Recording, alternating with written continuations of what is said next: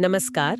आज हम एक ऐसी किताब के विचारों को जरा गहराई से समझने जा रहे हैं जो करीब 90 साल पुरानी है, लेकिन जिसके सिद्धांत आज भी हैरान करने वाले रूप से प्रासंगिक लगते हैं। डेल कार्नेगी की how to win friends and influence people. हमारे पास इस 1936 की क्लासिक का एक सारांश है और हमारा लक्ष्य है इसके सबसे असरदार विचारों को समझना और ये देखना कि वे आज भी क्यों मायने रखते हैं। बिल्कुल।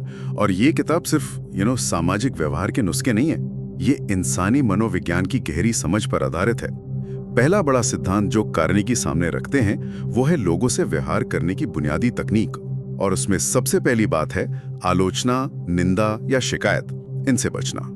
हाँ, ये सुनने में तो बहुत सीधा लगता है, पर असल जिंदगी में इसे लागू करना शायद सबसे मुश्किल कामों में से एक है।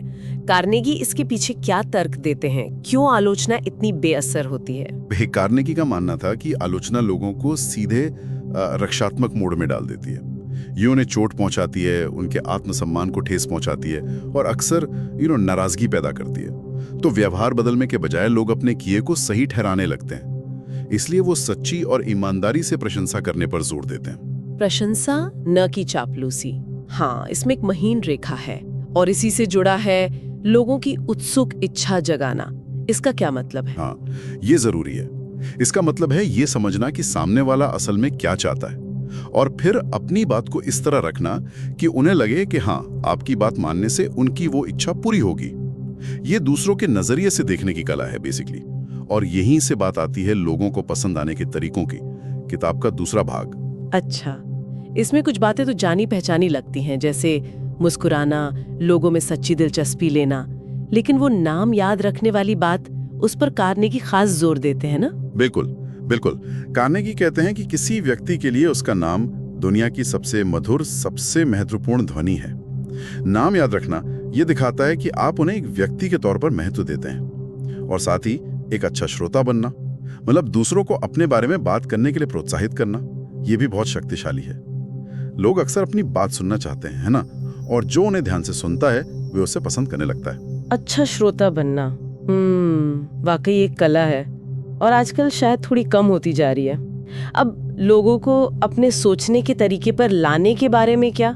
ये थोड़ा पेचीदा लगता है। हाँ, और किताब का तीसरा भाग इसी पर केंद्रित है। यहाँ कुछ रणनीतियाँ थोड़ी कह सकते हैं चालाकी भरी लग सकती हैं, लेकिन वो मानवीय स्वभाव पर आधारित हैं। जैसे बहस से हर कीमत पर बचना। बहस से बचना? हाँ, कार्नेगी का तर्क है कि आप बहस जीत भी जाएं तो भी आप सामने वाले का मन नहीं जीत पाते। और एक दिलचस्प सिद्धांत है दूसरे व्यक्ति को यह महसूस कराना कि विचार उन्हीं का है। ओ हाँ, ये वाला सिद्धांत मुझे हमेशा सोचने पर मजबूर करता है। क्या ये एक तरह का हेर-फेर नहीं है, या फिर ये सहयोग पाने का एक समझदार तरीका है? ये एक महत्वपूर्ण सवाल है। बिल्कुल, कार्नेगी का उद्देश्य शायद सहयोग को बढ़ावा देना था। जब लोगों को लगता है कि विचार उनका अपना है तो वे उसे लागू करने में ज्यादा उत्साह दिखाते हैं, प्रतिरोध कम करते हैं। एक तरह से स्वामित्व की भावना पैदा होती है। इसी तरह अगर आप गलत हैं तो तुरंत और जोरदार तरीके से मान लेना, ये भी रिश्ते बचाता है और दूसरों को ज्यादा ग्रहणशील बनाता है। और फिर आता है नेतृत्व का पहलू, बिना ठेस पहुंचाए या नाराजगी पैदा किए लोगों को कैसे बदले। ये तो प्रबंधकों और माता पिता सबके लिए प्रासंगिक है। सही कहा। चौथा भाग इसी नेतृत्व क्षमता पर है। यहाँ भी शुरुआत प्रशंसा और सराहना से होती है। गलतियों की ओर सीधे इशारा करने के बजाय अप्रत्यक्ष रूप से ध्यान दिलाना ज्यादा कारगर होता है। अपनी गलतियों के बारे में पहले बात करना, फिर दूसरों की गलती बताना, इससे सामने वाले को थोड़ी आसानी होती है। और आदेश देने के बजाय सवाल पूछना, ये लोगों को सोचने और समाधान का हिस्सा बनने का मौका देता है। और वो दूसरे व्यक्ति को अपनी इज्जत बचाने का मौका देना, ये कितना जरूरी है कर अक्सर नजरअंदाज कर दिया जाता है। बहुत ज्यादा। किसी को सार्वजनिक रूप से शर्मिंदा करना या उसकी गलती को बढ़ा चढ़ाकर बताना, ये लंबे समय तक नुकसान पहुंचा सकता है। कार्नेगी का सुझाव है कि छोटे छोटे सुधारों की भी प्रशंसा करें और लोगों को एक अच्छी प्रतिष्ठा दें जिस पर वो खरा उतरने की कोशिश करें। ये एक तरह से पॉजिटिव रीइंफोर्समेंट जैसा है। तो अगर हम इन सब विचारों का सार निकालें तो डेल कार्नेगी का मुख्य संदेश यही लगता है कि प्रभावी मानवीय संबंध सहानुभूति, समझ और दूसरों के सम्मान पर टिके होते हैं। और ये सिद्धांत आज की तेज रफ्तार डिजिटल दुनिया में भी उतने ही या शायद उससे भी ज्यादा जरूरी लगते हैं। निश्चित रूप से। और यहाँ एक विचार छोड़ने लायक है, ये सारे सिद्धांत, चाहे वो प्रशंसा हो, बहस से बचना हो या विचारों को दूसरों का महसूस कराना हो, कहीं ना कहीं दूसरों के दृष्टिकोण, उनकी भावनाओं और इच्छाओं को गहराई से समझने पर आधारित हैं।